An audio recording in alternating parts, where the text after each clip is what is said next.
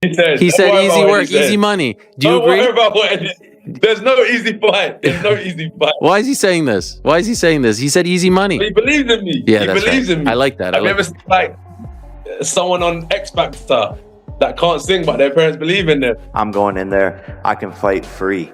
If he starts getting touched up and losing rounds, I think the cookie will crumble. Do you agree? Whatever he said. We'll see if the cookie crumbles. I don't know what to say. I'm confident in myself. Like, I'm not focusing on him. I just know what I can do, and I can't wait to show it. I'm not gonna crumble. I'm solid. I've been through wars. This is what I'm gonna say. I don't want to focus on it being like about Jake. Oh, Jake's small, so that makes me confident. Jake's this, so that makes me confident. I'm just focused on myself. I'm confident in myself. Jake could be 10th. I'm confident in myself. That's what I'm saying. It's not about how he is. I just really like, I've got a good team. I've been through ups and downs. I've stood the test of time. I'm passionate. I'm hungry. And I'm still here ready to fight my heart out. So I'm confident in that. Anthony Joshua has delivered a firm and composed message to Jake Paul, making it clear that he's stepping into this contest as a battle-tested heavyweight, not a celebrity sideshow. With years of elite competition behind him, Joshua emphasizes that his presence in the ring represents real championship pedigree. It's not just the punches you see, it's the feinting, it's the distance, it's the, oh my God, through that jab. Yeah, the intangibles. It's going to be really interesting to see how he deals with the intangibles in him. And that's why I said there's a few things that I want to do in the ring that he might not have seen before, and I want to see how he deals with this. Always have a lot to say, but both of us have some of the biggest knockouts in the past years in boxing, and we're coming to fight. We made it smaller gloves just now today. Someone's getting put to... He points out that true confidence is forged through world-class camps, title fights, and relentless pressure at the highest level. That kind of experience, Joshua suggests, can be fast-tracked or copied by someone crossing over from entertainment.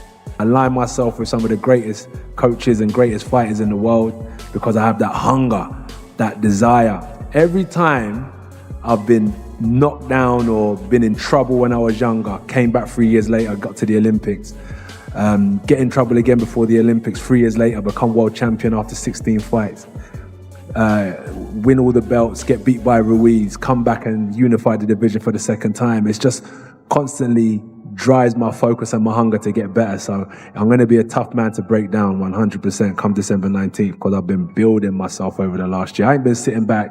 I've been working. Joshua explains that his training camp has been about sharpening the basics, polishing combinations, and working closely with elite coaches to remove every possible weakness.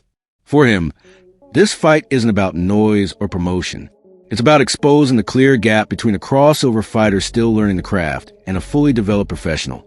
And he expects that difference to be obvious on fight night. It's necessarily fair to AJ. I just know that I have the power and the timing. It's the shots that you don't see coming that knock people out. And I'm a tricky knockout artist that people don't give me enough credit for. I've won knockout of the year. So he has to be careful. And I do have the timing, the speed, and the tricks up my sleeve to be able to hit a shot on this guy that he doesn't see coming that can put him to sleep 1,000%. Adding to the growing discussion, Conor McGregor offers his trademark blunt assessment. He admits Jake Paul deserves credit for even stepping toward a challenge of this magnitude. But respect doesn't cancel danger. McGregor reminds everyone that boxing is ruthless, and facing a physically dominant heavyweight like Anthony Joshua carries real consequences, not just headlines and streaming numbers. He's going to get knocked out by AJ though, isn't he?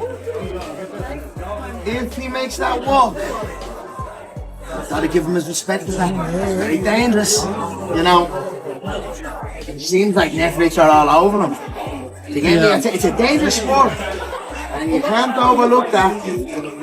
Joshua's a big boy and a powerhouse. I've sat ringside and watched Joshua. That's a heavy punching man, and he's a happy and he's a good kid. He has an anger in him. He has a darkness in him, does Anthony Joshua. I don't think a lot of people suss that. So, The fight shouldn't go ahead.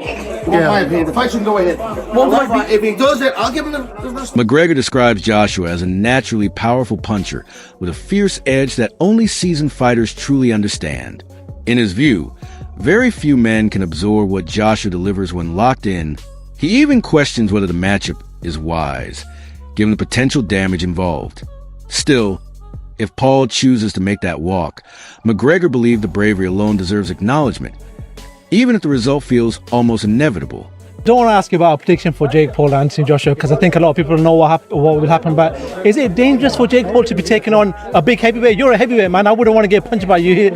Is it very dangerous for Jake Paul to be even taken on? I mean, no matter what it is, it can be an exhibition fight or whatever fight it is. When two guys step over that rope and they got bad intentions or they ready to throw blows, it's always bad. You got to understand that boxing is a dangerous business and the head is not meant to be hit in the first place. Doctors will always tell you the head is not meant to be hit. The body is not meant to be hit. The head is not meant to be, the brain is not meant to be shook. Echoing those concerns, veteran boxing journalist Gareth A. Davies shares a similar sense of unease. Speaking from Dubai, he admits the fight still feels surreal despite the massive promotion behind it. Many within boxing, he says, won't fully believe it until both men stand under the lights during fight week.